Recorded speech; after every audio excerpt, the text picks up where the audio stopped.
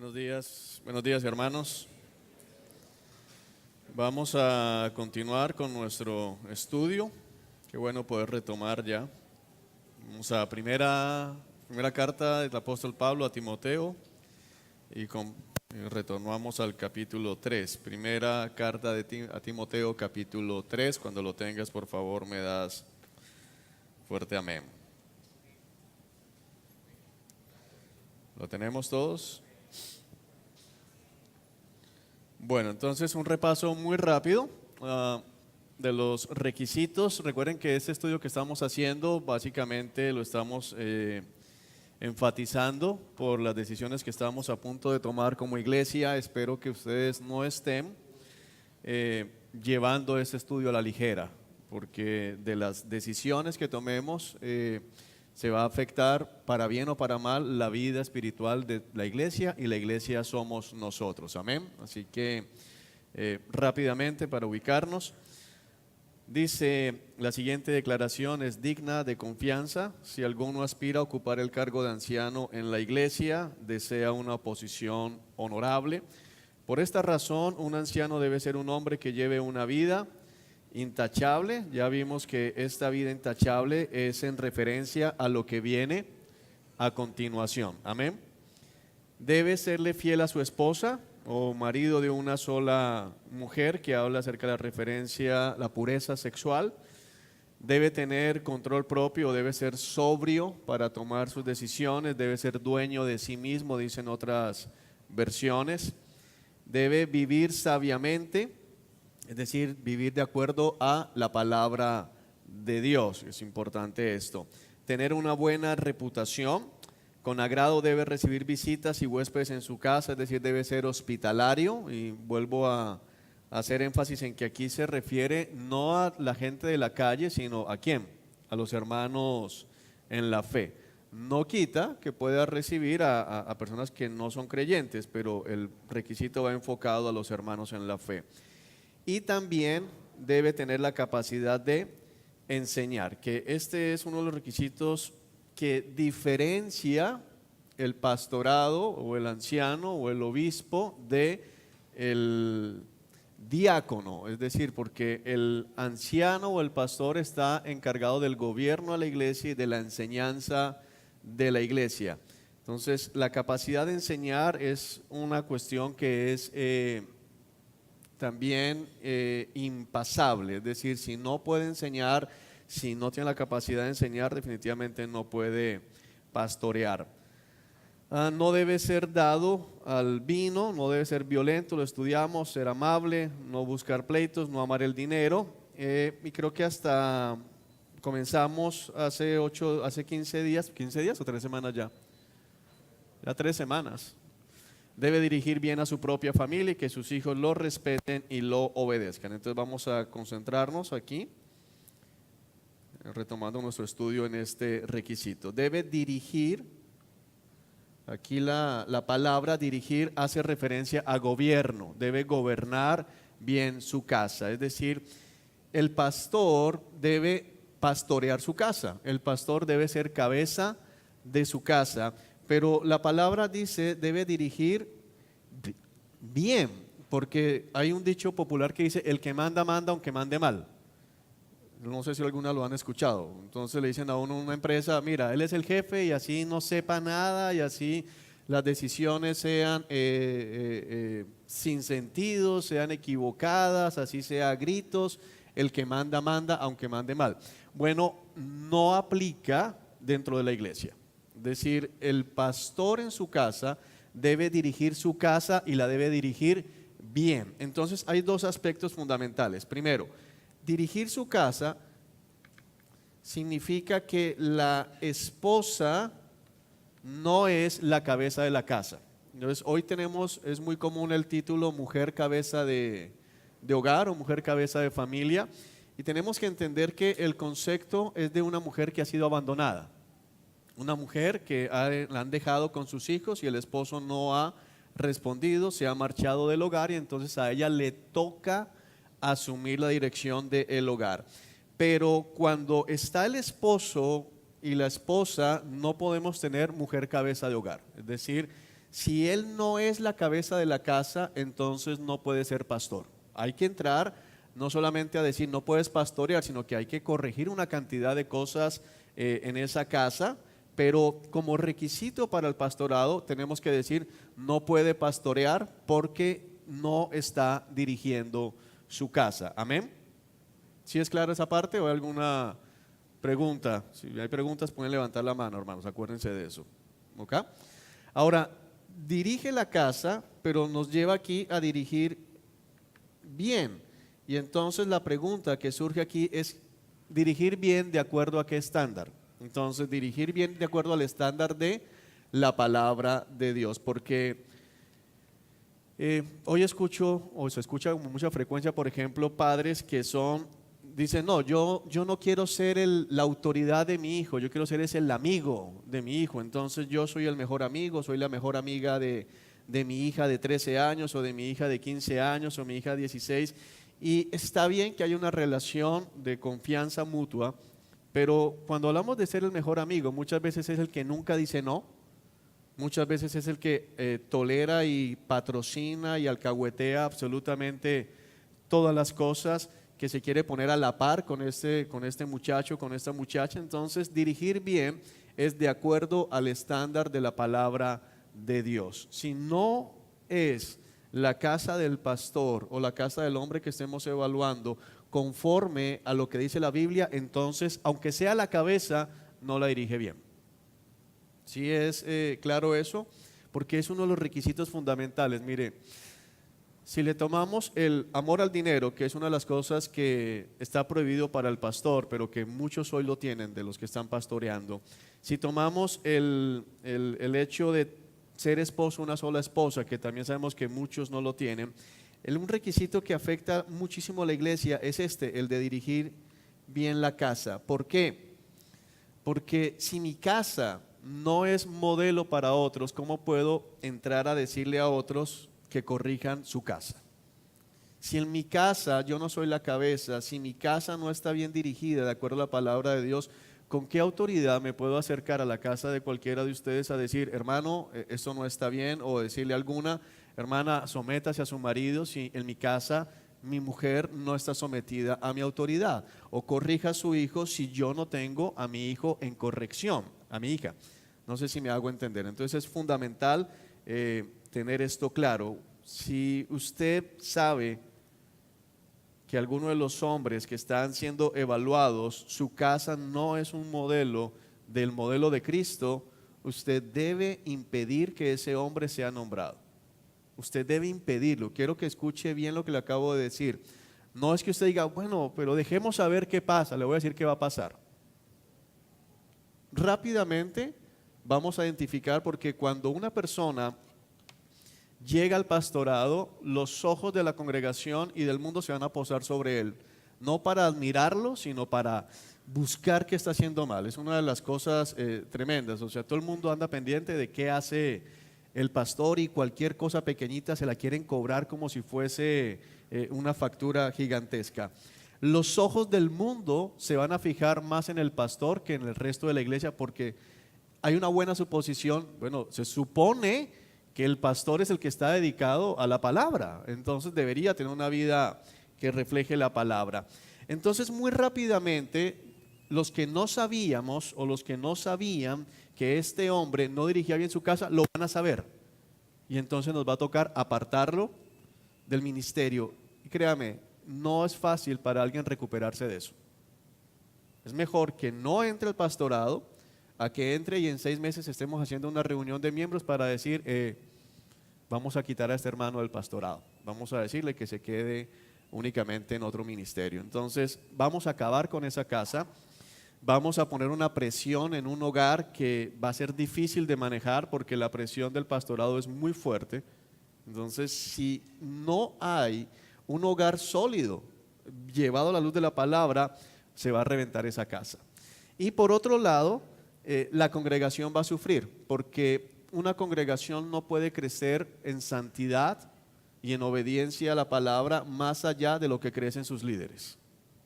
No va a crecer más allá de santidad y obediencia a la palabra de lo que crecen sus líderes. Entonces, todos vamos a sufrir. Y sobre todas las cosas, el nombre de Cristo va a ser blasfemado, porque es imposible, yo quiero que me prestes mucha atención en esto, es imposible que alguien no sepa, y todos aquí creo que tenemos familiares que no son cristianos, todos aquí tenemos familiares que no son cristianos, y esos familiares saben cómo vive ese hermano, esos familiares saben que, no, pero uno va a la casa y él dice, mira, esposa o amor o como le diga, pásame esto o vayamos a esto, y ella, ve, páselo usted, y le contesta mal y sale y ni siquiera dice para dónde va. Ellos ven eso y después se escuchan y lo nombraron pastor. Ese es el pastor. El nombre de Cristo va a ser blasfemado. Como dice en otro pasaje, por causa de ustedes el nombre del Señor es blasfemado en medio de los gentiles, en medio de los incrédulos, en medio de los inconversos. Entonces, mucha atención, mucho cuidado con eso que estamos estudiando. Dice que sus hijos lo respeten y lo obedezcan. Entonces, aquí hay dos cosas fundamentales. Podemos ver un ejemplo, Malaquías capítulo 1, vamos a buscarlo, Malaquías capítulo 1.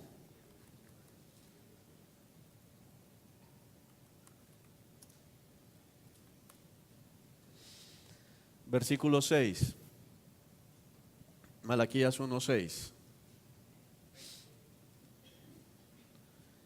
Dice, el Señor de los ejércitos celestiales dice, un hijo honra a su padre y un sirviente respeta a su señor. Si yo soy su padre y su señor, ¿dónde están el honor y el respeto que merezco?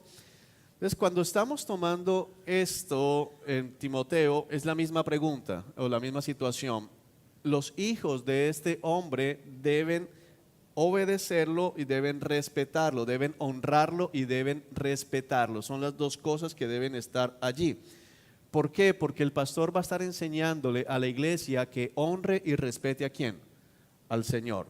Pero si en mi propia casa no hay ni honra ni respeto para mí, significa que no he logrado transmitirle a mis hijos que Dios establece roles y que Dios ordena la manera en que las familias deben vivir. Entonces, por eso es que tenemos que verlo de esta manera, que lo respeten y lo obedezcan. La obediencia es la misma honra que vemos en Malaquías, porque hay hijos que dicen, yo respeto a mi papá, yo a mi papá nunca le levanto la voz, yo a mi papá nunca le digo o le grito, nunca le insulto, yo a mi papá nunca le he levantado la mano, pero mi papá dice, no vayas y yo voy. Mi papá dice, no veas y yo veo. Mi papá dice, no escuches, igual yo escucho.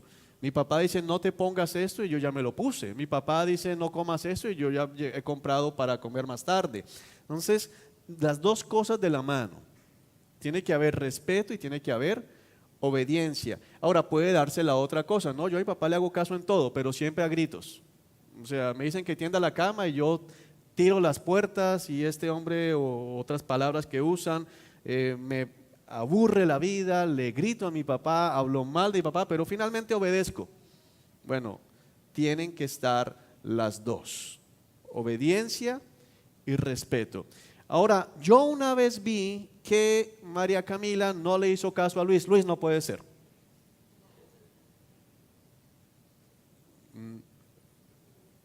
Porque es que a veces creemos que el pastor es Cristo y Cristo es Cristo, el pastor no es Cristo. Amén. El pastor y su familia son seres de carne y hueso exactamente iguales a todos los demás. Pero si nunca le obedece, entonces tenemos un problema.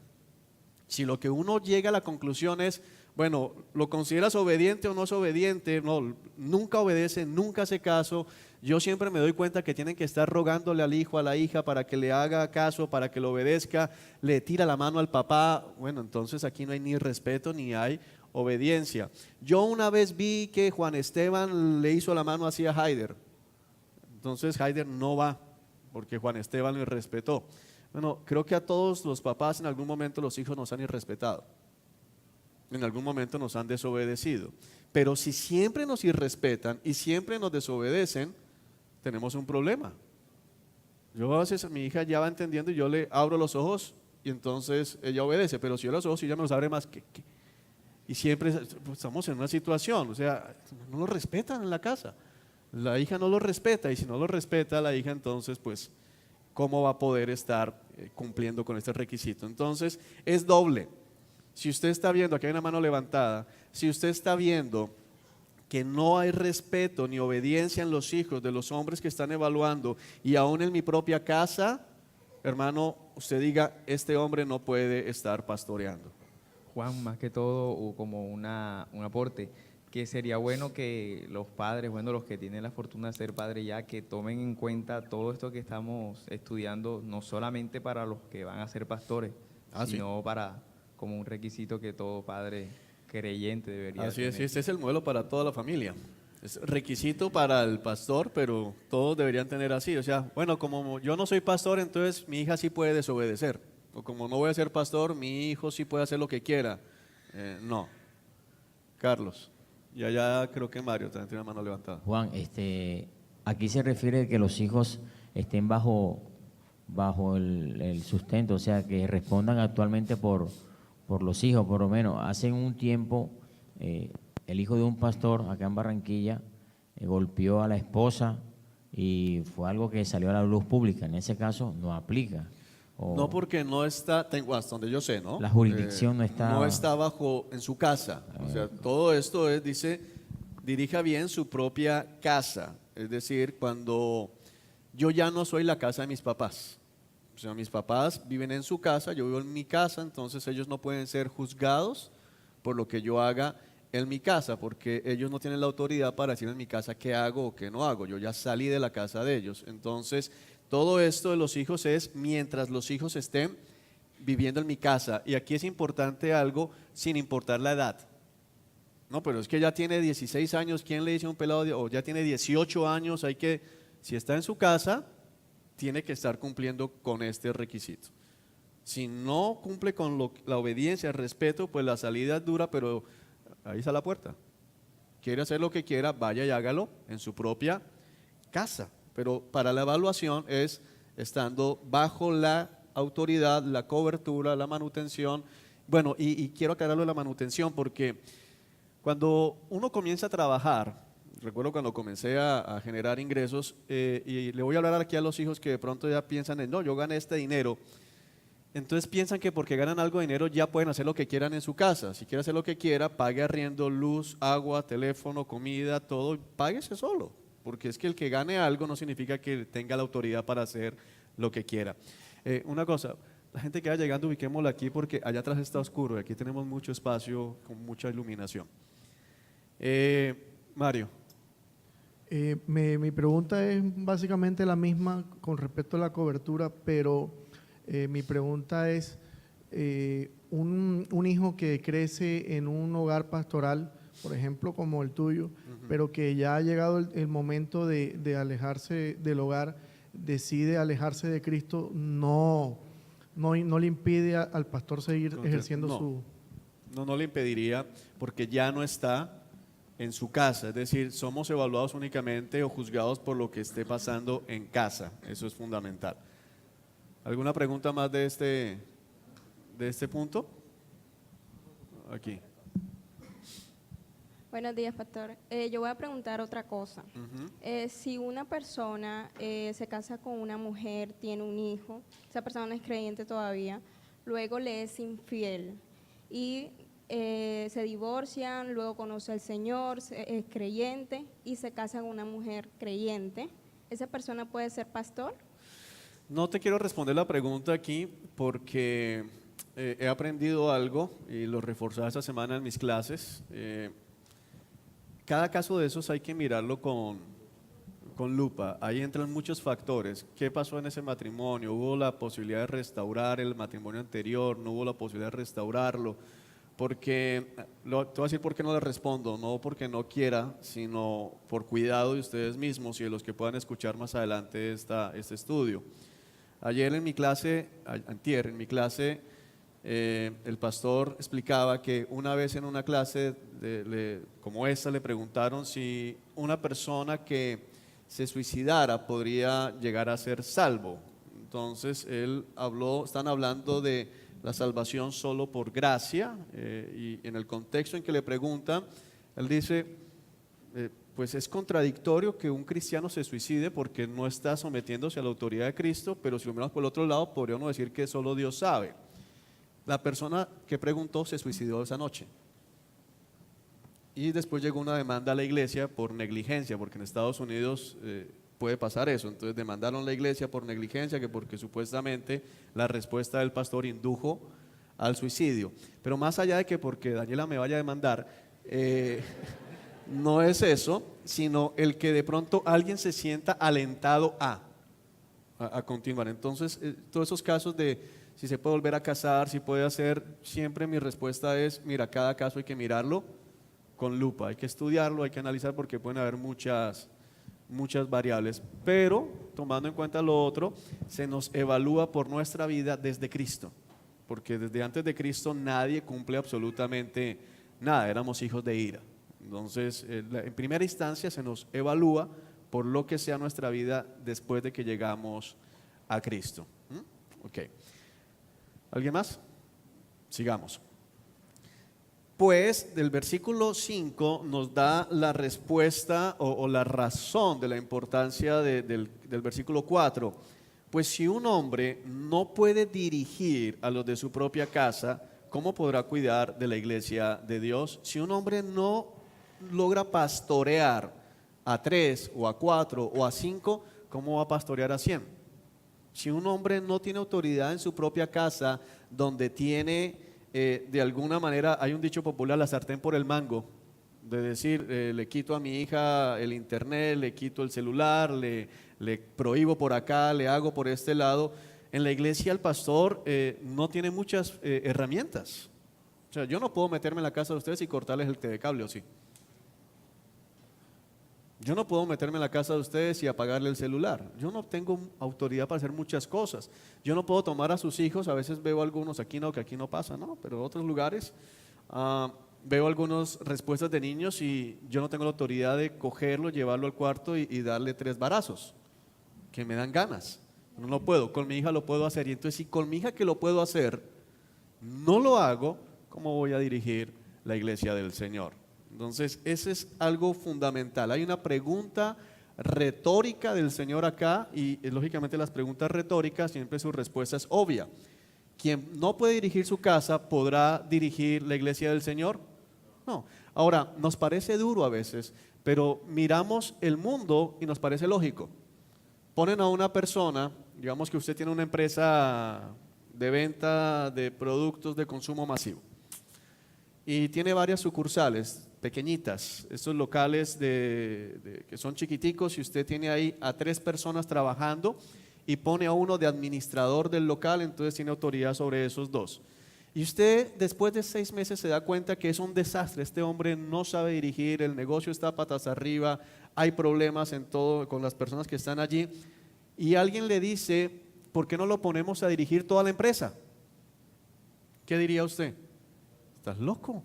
Si no ha podido con 2, de hecho estoy que le quito esos 2, ¿cómo lo voy a poner a dirigir toda la empresa? Y nos parecería lógico que alguien dijera, oye, no puede dirigir toda la empresa. Y si la persona sale a decir, es el colmo, yo soy un buen administrador, pero solo porque no me dio bien con estos 2, no me dan la posibilidad de dirigir 100. Donde me dieran 100, yo sí lo haría bien. No. Diríamos que no. Entonces aquí está pasando lo mismo. Diego. Buen día, amado. Haciendo un paréntesis en la herramienta del pastor con la iglesia, ahí donde yo creo que le encuentro sentido a cuando una congregación hay membresía, porque el pastor ya sabe de qué ovejas tiene que responder, ¿no? Sí, Independientemente es una de las cosas fundamentales. Sí, es una de las cosas importantes de la membresía. Bueno, entonces, quien no puede dirigir su propia casa, no puede cuidar de la iglesia de Dios. O sea, aquí hablamos de una imposibilidad, es decir, no ha desarrollado la capacidad de gobernar su casa. ¿Cómo va a gobernar la iglesia de Dios? Que es el término original, dirigir. Aquí está hablando de gobierno, no puede gobernar su casa. ¿Cómo va a cuidar la iglesia de Dios? Ahora es importante que Pablo aquí resalta algo que no se nos puede perder de vista. ¿De quién es la iglesia? De Dios, no del pastor. Entonces vuelve a poner las cosas ahí. ¿Por qué? Porque el pastor va a gobernar, o los pastores deben gobernar juntamente, pero la iglesia sigue teniendo un dueño, un único dueño, ¿y es quién? El Señor. Amén. Bueno, siguiente requisito, no sé si hay alguna pregunta más de este. Ok, entonces versículo 6. Vamos a analizar el versículo 6. Nos dice: un anciano, es un pastor, no debe ser un nuevo creyente, un neófito, no debe ser un nuevo creyente, un recién convertido. Entonces, bueno, aquí tenemos que entender cuántos años debe tener una persona para ser pastor. No nos dice la escritura, pero lo que sí es claro es que no debe ser alguien que se convirtió hace poco. Algunos argumentan que Pablo, en su primer viaje misionero, lo relata el libro de los Hechos, llegó a la provincia de Galacia y fundó las iglesias, y de regreso en el mismo viaje nombró ancianos. Eso es verdad, y desde el punto de vista de nacimiento para el evangelio eran nuevos creyentes, pero tenemos que recordar que ¿a dónde llegaba Pablo siempre que llegaba a una ciudad? Valga la redundancia, a las sinagogas. Los primeros creyentes en todas las ciudades eran ¿quiénes? Judíos que no eran neófitos en la palabra de Dios, no eran neófitos en la relación con Jehová como único Dios, eran hombres que venían viviendo de acuerdo al estándar bíblico que estaba en el momento. No te olvides de algo: cuando Pablo va a nombrar ancianos, no se había escrito el Nuevo Testamento. El único libro sagrado escrito era el Antiguo Testamento, y estos hombres ya venían viviendo de acuerdo al estándar del Antiguo Testamento, o sea, venían siguiendo la Biblia. No eran neófitos en el sentido que lo tenemos que comprender nosotros en el día de hoy. Amén. Entonces, aquí puede llegar una persona a la congregación que lleve 6 meses en la iglesia, pero viene de otra congregación, ya trae un recorrido en Cristo de mucho tiempo. Entonces, no tienes que llevar aquí 10 años aquí en Misión Rescate para poder, si quieres, aspirar a ser pastor. No es correcto. Hay congregaciones que, mira, es que, bueno, me trasladé de ciudad, me cambié de país, yo estaba fungiendo allá como maestro. Ok, tienes que arrancar a hacer curso de bautizo, porque eso fue allá, aquí no sabemos nada. Ok, hay que conocerlo, tenemos que ver el fruto, tenemos que ordenar las cosas doctrinales, estar de acuerdo, pero no lo puedo considerar un neófito, no lo puedo considerar una persona que acabó de nacer. Ahora, ¿por qué no puede ser un nuevo creyente? La respuesta la da el mismo texto: se podría volver como orgulloso. Por eso es que a mí a veces me han dicho, ¿por qué te molesta que nombren a la gente que recién se convierte, como se hace muy frecuentemente? Cada famoso de la vida, especialmente celebridades, que se van a una iglesia, dicen, hacen la oración de fe, a los 15, 20 días ya están predicando. Entonces, cantantes, humoristas y de cuánta cosa ya están predicando. ¿Qué ha sucedido normalmente con estos hombres? Salen escándalos después. Fulano de tal, que es cristiano y que es pastor de tal iglesia, allá estaba en la tarima borracho, allá estaba siendo infiel, allá sigue con los chistes vulgares. Y por esto, porque es que no han madurado, ni siquiera sabemos si son o no son creyentes. Entonces no deben ser hombres neófitos, recién nacidos, porque pueden volverse orgullosos. ¿Y qué va a pasar? El diablo lo haría caer. Es decir, una persona recién convertida, nombrada al liderazgo, es una persona a la que el diablo lo pone en la mira. Lo pone en la mira inmediatamente. Entonces, por eso es que es mejor tomar un tiempo largo para no equivocarnos. ¿Alguna pregunta de eso, hermanos? Es sencillo, ¿verdad? Además, la gente que no es de la iglesia, es decir, ¿estos quiénes son? Los del mundo, los de afuera, debe hablar bien de él para que no sea deshonrado y caiga en la trampa del diablo. Entonces aquí viene una situación que a veces puede puede confundir. Debe hablar bien de él para que no sea deshonrado y caiga en la trampa del diablo. Normalmente el mundo habla mal de los cristianos y habla mal de nosotros. Por ejemplo, si usted fue obediente, no voy a entrar aquí a preguntar y a levantar manos esta temporada que acabó de pasar de fin de año, y usted le llegó a decir a su familia inconversa que estaban tomando desde las 3 de la tarde el domingo: no voy a ir porque no voy a participar, no le agrada al Señor, no voy a estar contigo. ¿Cómo están hablando? Están hablando mal de ti. Están diciendo que eres un grosero, que te crees mejor que ellos, que ya no amas la familia, que se te olvidó todo lo que hicieron por ti, que se te olvidó de dónde vienes, y bueno, una cantidad de cosas, y hasta aquí llegamos, ya lo desheredaron, ya sacaron del testamento. Están hablando mal, y es esperable que hable el mal en ese sentido. Pero una cosa es que hable el mal por eso, pero otra cosa es que digan que somos iguales a ellos. Es decir, una vez le escuché a un pastor predicando, decía que él estaba en una empresa, todavía no era pastor, y entonces el jefe salió corriendo y le dijo: Julano, y lo miró y le dijo: no, usted no dice mentiras, y llamó a otro. Pero si Julano, que es cristiano, entonces el jefe le puede decir: ven acá, vienen de auditoría, vienen de no sé dónde, acuérdate de decir esto y esto y esto, y después se enteran de que te nombraron pastor a ti, pero si tú eres igualito a mí. Si tú compartes, o este hombre comparte en su trabajo los chistes vulgares, lo llaman al celular: mira el video de Julana de tal, mira que se desnudó la otra en tele, mírala, y estás ahí con ellos, y después llegas: oye, ayer me nombraron pastor. A ti. No puede ser. Entonces, de eso se trata. Es decir, que el mundo debe odiarte, porque es que el mundo nos odia. Amén. Pero el mundo debe reconocer: no, pero no dice mentiras, no hace esto, no es igual a nosotros. No es igual a nosotros. Pero, y llega el momento en que te respetan. En que si usted está haciendo las cosas bien, cuando usted llega al grupito que está ahí armado, se callan. Usualmente. Puede que se aburran, se van para otro lado, pero ya no siguen hablando porque dicen: no, él no le gusta, él no comparte, él no se ríe, él no celebra, a ese no lo podemos meter para hacer el torcido.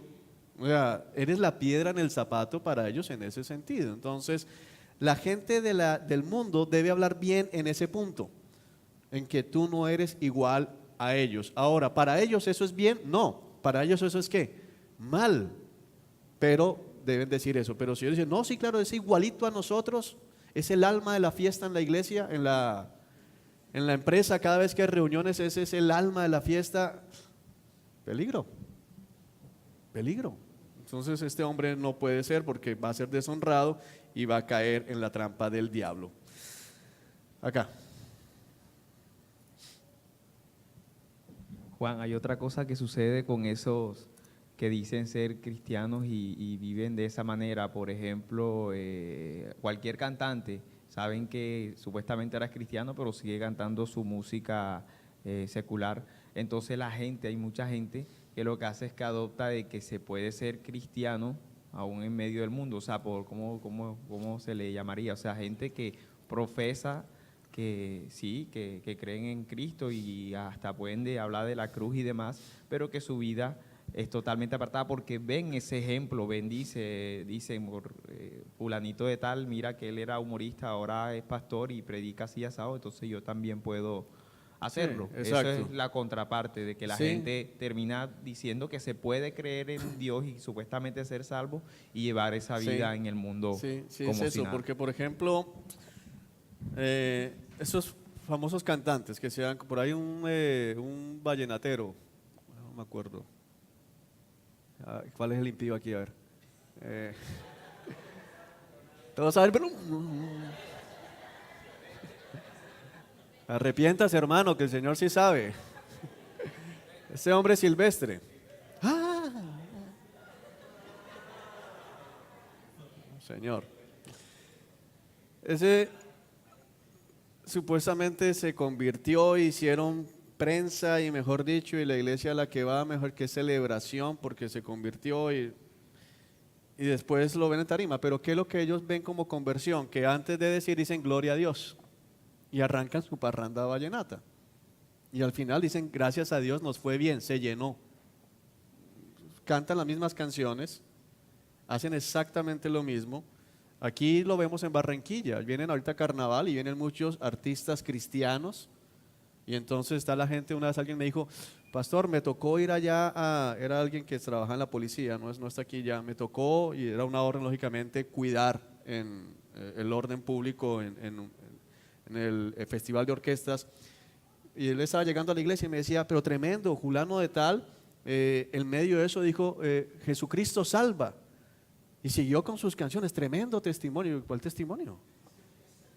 ¿Cuál testimonio hubo allí? Todos los borrachos diciendo, Jesucristo salva. Sí, a ver. ¡Qué burla! Es una burla. Pero sigue diciendo que es cristiano y siguen cantando las mismas canciones que cantaban hace 20 años. No, pero no juzgues. No se trata de juzgar, se trata de que el nombre del Señor es blasfemado por todos estos personajes. Ese es el punto. Bueno, entonces vamos a Hechos capítulo 20, terminamos con Timoteo 3, vamos a Hechos 20 a entrar un poquito. No, más permítanme algo, vamos a Tito, solo para hacer una comparación rápida, que es lo que no queda como muy claro.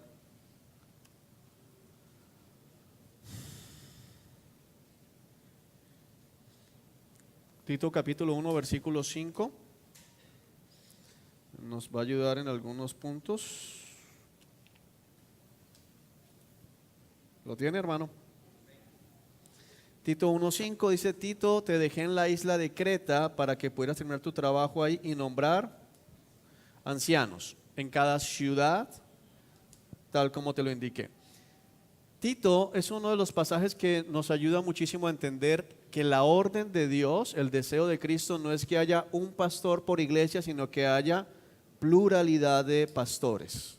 Eso es lo ideal, pluralidad. Ahora, la isla de Creta no es una isla grande, no es una isla muy gigante. En la época del apóstol Pablo, lógicamente era menos gigante, y dice que ancianos en cada ciudad. Es decir, cada iglesia debería tener varios ancianos. ¿Cuántos? Los que se pueda. Los que se pueda. Pero es importante que usted entienda, hermano, la necesidad que tenemos como iglesia de tener varios pastores. Es una necesidad que tenemos. Primero, para agradar a Cristo, porque ese es su plan. Pero segundo, para proteger la iglesia. Y le voy a decir lo que puede sonar extraño. Nombrar ancianos lo va a proteger a usted de mí. Nombrar más pastores va a proteger su casa de mí. O sea, tú eres un lobo, Juan. No, yo no soy un lobo, pero yo soy un hombre. Y si yo no tengo pares que me puedan decir con toda autoridad, hey, quieto, entonces estamos en peligro. Yo necesito gente a mi lado que me diga, por aquí no, mijo. Y bendito sea el Señor, en el trabajo que hemos venido haciendo, yo le he conferido a estos hombres autoridad de decir, quiero que estemos trabajando como si los hubiésemos nombrado. Y hay muchas cosas que yo digo, yo quiero hacer esto, y llego y hablo con ellos y me dicen, no vamos para allá, no. Y es bueno, después digo, menos mal que estos hablaron. Porque si no, puedo equivocarme genuinamente. Es decir, sin mala intención, pero al final me equivoqué. Al final todos sufrimos. Entonces es bueno que haya pluralidad. Proverbios dice, en la multitud de consejeros hay sabiduría. Amén.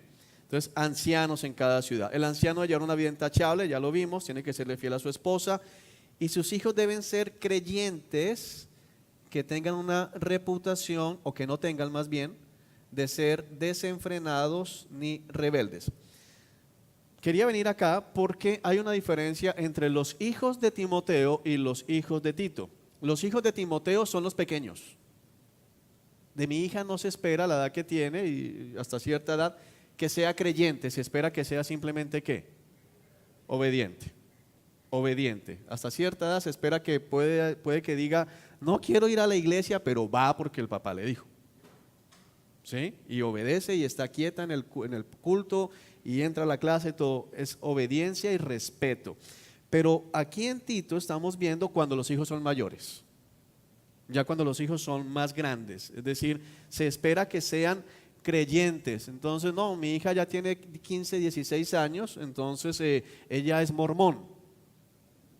Bueno, hermano, vamos a orar por su hija, pero usted no puede ser pastor.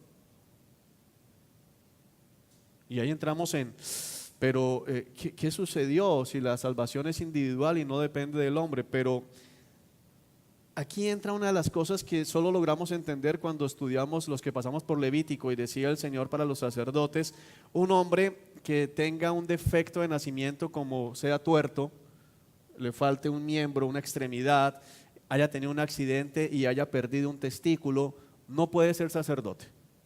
Oye, pero qué injusto, pobrecito.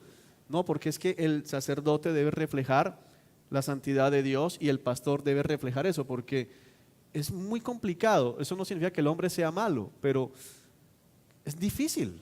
¿Cómo sería aquí en la iglesia? Oremos que mi hija está ahorita en el culto de los mormones. Es muy difícil. Se espera que sea creyente y se espera que tenga una buena reputación, no de desenfrenado, no. Eso es tremendo. Mire, ahorita en carnavales, pasa es que yo no iba hablando de eso, pero hubo un tiempo antes de estar como pastor que pasé por muchas oficinas pastorales y conocí muchas cosas. Y ahorita en carnavales, casi en todas las iglesias aquí en Barranquilla, los hijos de los pastores están en la alabanza. Es muy frecuente. Y esos hijos ahorita, esos 4 días que vienen, están en los bares y en las casetas tocando. Hay desenfreno. No puede darse eso, no pueden tener reputación de desenfrenados ni de rebeldes, de que gritan al papá y lo dejan ahí hablando solo porque ya tiene 18 años, 17, no puede ser. Entonces aquí estamos hablando de hijos mayores y de hijos menores. Ahora, se apartó del cristianismo, tiene 23 años, vive solo, no tiene nada que ver con quién, conmigo. Entonces siempre es la evaluación dentro de mi casa, pero quería hacer la comparación porque Timoteo son niños pequeños. Aquí en Tito podemos estar hablando ya es de jóvenes que están todavía en mi casa y llevando una vida desenfrenada. Ahora, lo que pasa es que tenemos que comprender también que para nosotros todavía algunos luchan con la idea de que debemos promover que los jóvenes que no tengan el don de continencia, porque yo sigo orando porque hay algún joven en la iglesia, una joven que diga, mira, yo no tengo esa necesidad de tener pareja y yo quiero dedicarle mi vida a Cristo. Es una bendición, si alguien logra identificar eso, será una bendición para la iglesia. Pero cuando nuestros hijos no tienen eso, debemos promover que se vayan formando buscando casarse pronto también, que se casen jóvenes, no... Porque es más difícil para ellos y para uno. O sea, mi hijo de 26 años, 27 años todavía en la casa y mi hijo, cuidado con mirar a las mujeres. Ya tiene 26 años ese hombre. Mi hijo, manténgase puro, hijo. Cáselo. Bueno, ese es otro tema, aquí cerré el paréntesis. Bueno, y ya nos da lo mismo, pues un anciano es un administrador de la casa de Dios. Pastor administra, debe vivir de manera intachable, no debe ser arrogante, que Dios mío, muchos de los telepastores son arrogantes, caminan arrogantes, no saludan, entran por el backstage y nadie puede acceder a ellos. Iracundos, no deben emborracharse, no deben ser violentos ni deshonestos con el dinero, ya lo estudiamos en Timoteo. Sigamos. Aquí en Tito, al contrario, debe recibir huéspedes en su casa con agrado y amar lo que es bueno. Debe vivir sabiamente y ser justo, ya lo estudiamos. Tiene que llevar una vida de devoción y disciplina. O sea, pastores que dicen, no, yo la verdad nunca oro, yo la verdad, Biblia poco. Y hay varios, no puede darse esto. Debe tener una fuerte creencia en el mensaje fiel que se le enseñó. Es decir, esta persona no puede ser alguien con dudas en la fe, con dudas en el evangelio. Bueno, pues yo sí creo que Jesús, la vez pasada salió el pastor más famoso de Estados Unidos, Joel Osteen, el de la iglesia más grande de los Estados Unidos, en cadena nacional en el show de Larry King, que es un show periodístico el más visto, el de más rating, y le preguntaron, ¿Hay salvación fuera de Jesucristo?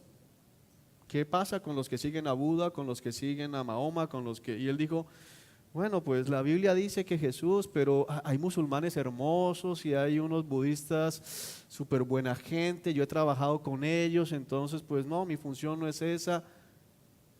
No tiene certeza en el mensaje que predican, porque no hay salvación fuera de Jesucristo. Ya, eso es lo que dice la Biblia, entonces tiene que estar acá. Entonces podrá, mira lo que dice, ¿por qué debe ser así el pastor? A veces dicen, es que hay pastores, a mí me han dicho, muy radical en eso. Hermano, es que tengo que ser radical, porque es que esta es una verdad radical. Si no es con Cristo, es infierno. Fuera de Cristo solo hay infierno, no hay otra cosa esperando al otro lado, si es que es túnel o luz o lo que sea, que eso es más cosas de invento. Lo que haya después de la muerte es infierno para quien no ha tomado a Cristo, ha recibido a Cristo como Señor y como Salvador. No hay más, no hay otra expectativa. Entonces podrá animar a otros con la sana enseñanza y demostrar a los que se oponen que están equivocados. Pero ¿cómo va a poder demostrarlo si él mismo no está seguro de lo que está enseñando? O sea, Juan, que el que dice Cristo no, pero vive en obediencia y sigue a Mahoma y se pone en posición de loto allá con Buda y todo eso, pero nunca miente, nunca adultera, nunca, o sea, nunca hace nada de eso, ¿es verdad? Nunca, Juan. Yo no sé. No, hermano, no es por obras, es por fe, y solo fe en Cristo Jesús. Amén. Entonces, si usted, alguno de estos hombres, lo ha visto alguna vez dudando de la salvación solo en Cristo, no puede ser pastor. Hay que pasarlos a consejería para que entienda. Bueno, tenemos unos 5 minutos. Capítulo 20 del libro de los Hechos.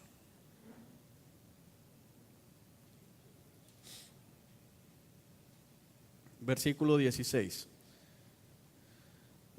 Pablo había decidido navegar sin detenerse en Éfeso porque no quería pasar más tiempo en la provincia de Asia. Se apresuraba a llegar a Jerusalén, de ser posible para el festival de Pentecostés. Cuando llegamos a Mileto, está hablando Lucas, Pablo envió un mensaje a los ancianos de la iglesia de Éfeso para pedirle que vinieran a su encuentro. Entonces, otra vez, ¿qué tenemos aquí? Ancianos, plural, varios, eran los ancianos. Una sola iglesia había en Éfeso, no habían varias iglesias. Una iglesia, varios pastores, varios ancianos.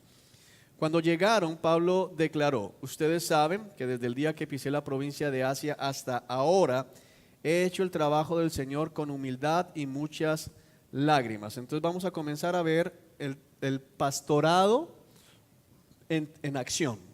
Ya vimos los requisitos y vuelvo a aclarar algo. Que un hombre cumpla con los requisitos me indica que un hombre cumple con los requisitos. Voy a volver a decir eso porque necesito, hermanos, que lo asimilen. El que un hombre cumpla con los requisitos de Timoteo o de Tito, lo único que me indica desde esa perspectiva es que cumple con los requisitos de Timoteo y de Tito. Y de hecho, como bien lo decía Jorge Mauri, se esperaría que todos los hombres de la iglesia cumplieran con los requisitos.